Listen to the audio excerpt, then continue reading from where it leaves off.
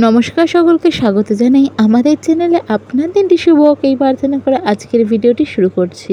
আজকের ভিডিওতে আমরা কথা বলবো শনি জয়ন্তী। সামনের শনিবার শনি জয়ন্তী রয়েছে, তো সেই শনি জয়ন্তীতে রাশি অনুযায়ী কী কী রেমেডি আপনাদের করা উচিত, আর বিশেষ করে যেই রাশির চলছে শনির সাড়ে সাথে সেই রাশির কী করা উচিত, তো এই বিষয় নিয়ে আজকের ভিডিও। তো ভিডিওটি শুরু করা যাক। স্কিপ না করে ভিডিওটি দেখার চেষ্টা করবেন এবং কোনো রকম প্রবলেম হলে অবশ্যই কমেন্ট করে জিজ্ঞাসা করবেন। আমরা চেষ্টা করব আপনার সব প্রশ্নের উত্তর দেওয়ার। শনি জয়ন্তী কবে, কখন? তো 26শে মে, আগামী 26শে মে দুপুর 12:11 থেকে 27শে মে 8:30, সকাল 8:30 পর্যন্ত থাকছে এই শুভ সময়।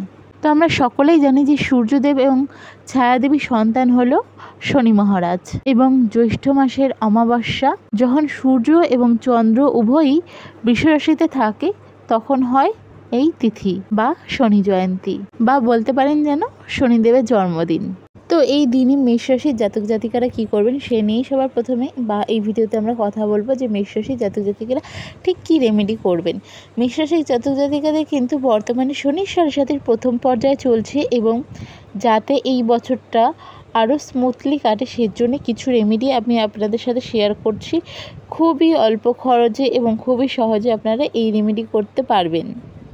আমরা সবাই জানি কালপুরুষ রাশি চক্রের বা রাশিমণ্ডলীর প্রথম রাশি হলো মেষ রাশি, এবং এই রাশির অধিপতি হলো মঙ্গল। তো প্রথম রেমেডিটা যেটা করবেন এই সময় সেটা হচ্ছে, আপনার বাড়ির আশেপাশে যদি কোনো লেবার শ্রেণীর লোককে কাজ করতে দেখেন, যারা ধরুন বিশেষ করে কনস্ট্রাকশন জাতীয় কোনো কিছুর সাথে যুক্ত রয়েছে, বা যদি তাদের না পান, আপনি জানেন তাদের কোথায় পাওয়া যাবে, তো এরকম ক্ষেত্রে তাদের কিছু এমন জিনিস দান করুন যেটা শনি মহারাজ রিলেটেড, বা তাদের কিছু খাওয়াতে পারেন। তো সেই ক্ষেত্রে আপনাকে মাথায় রাখতে হবে যে শনি মহারাজ রিলেটেড ক্ষেত্রে কিন্তু সবার প্রথমেই পিওর ভেজ হতে হবে, যেটাকে আমরা নিরামিষ বলে থাকি। মানে নিরামিষ বলতে যে কোনো ধরনের নিরামিষ, আর চেষ্টা করবেন সম্ভব হলে এমন কোনো জায়গার থেকে কিনে খাওয়াতে বা কিনতে যেখানে পুরোপুরিভাবে নিরামিষ আহার তৈরি হয়। আর এই রান্নার ক্ষেত্রে যে জিনিসগুলো ইউজ করবেন সেটা হচ্ছে সরষার তেল, তবে কোনো সময় কিন্তু সরষার তেলটা শনি জয়ন্তীর দিন কিনবেন না, অর্থাৎ 26 তারিখ কিনবেন না। এবার তাদের কি কি দিতে পারবেন, তাদের যদি আপনি খিচুড়ি দিতে পারেন ভালো কথা, তবে এটাই মাথায় রাখতে হবে যে খিচুড়িটা আগে কোনো মন্দিরে গিয়ে আপনি দিয়ে আসবেন। আপনার রান্না করা মানে মন্দির হচ্ছে এরকম স্থানে রয়েছে যেখানে হয়তো আপনি দিতে পারছেন না, তো সেক্ষেত্রে কি করবেন, মন্দির প্রাঙ্গণে এমন কোনো জায়গা বা গাছের নিচে বা যেখানে ভগবান প্রতিষ্ঠিত রয়েছে তার পাশে ভগবানের নামে তাকে উদ্দেশ্য করে আপনি প্রসাদটা রেখে আসবেন। আর সম্ভব হলে এটা করবেন 26 তারিখ সন্ধ্যের পর। আর বিশেষ একটা জিনিস মাথায় রাখতে হবে, যারা নিজেরা খিচুড়ি তৈরি করে দেবেন, কালো কলাইয়ের ডাল যেটা বলা হয় সেই ডালটা প্রথমত ইউজ করবেন, বা এক মুঠি হলে ওই ডালটি ইউজ করবেন। বাকি মুগ ডাল ইউজ করছেন সেটা আলাদা ব্যাপার, তবে ওই ডালটা কিন্তু আপনাকে ইউজ করতেই হচ্ছে। এর সাথে সাথে যে কথাটা বলছিলাম, লেবার শ্রেণীর যারা লোক রয়েছে তাদেরকেও আপনারা এই খিচুড়ি দান করতে পারেন। এর সাথে সাথে চা এবং পকোড়া বা ভাজা জাতীয় কিছু দিতে পারেন। অবশ্যই মাথায় রাখবেন যে কোনোভাবেই সেটা ভেজ পকোড়া হতে হবে, এবং এমন কোনো জায়গায় তৈরি করতে হবে, হয় আপনাকে নিজে বা আপনি যদি কিনেও খাওয়াতে চান, যাতে সেই দোকানে কোনো রকম আমিষের ছোঁয়া না থাকে।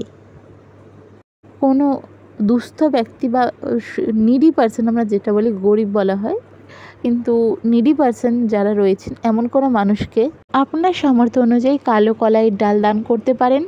আর যারা খিচুড়ি করতে পারছেন না তারা খিচুড়ির জন্য যে আইটেম লাগবে সেগুলি, এবং সেই আইটেমের সাথে কিছু টাকা, সেটা 11 টাকা হোক, 21 টাকা হোক বা 101 টাকা হোক, কোনো মন্দিরে দান করে আসতে পারেন যারা খিচুড়ি দিতে পারবেন না। মাথায় রাখবেন সেই আইটেমে কিন্তু কালো কলাইয়ের ডাল থাকাটা মাস্ট। আর মেইন যে জিনিসটি মাথায় রাখবেন, কোনো শনি মন্দির বা দক্ষিণা কালী মন্দিরেই কিন্তু এই রেমেডি করবেন।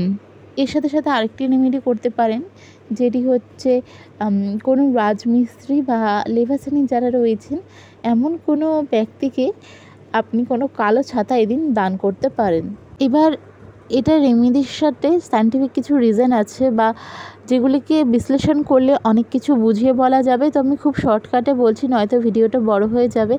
স্যাটার্নকে আমরা চা পাতার সাথে ইন্ডিকেট করে থাকি। মঙ্গলের বছর চা পাতা বা খিচুড়ি বানাতে বা এগুলো করতে সব কিছুতে আগুনের দরকার, সেই রেমেডিটা আপনার হয়ে যাচ্ছে।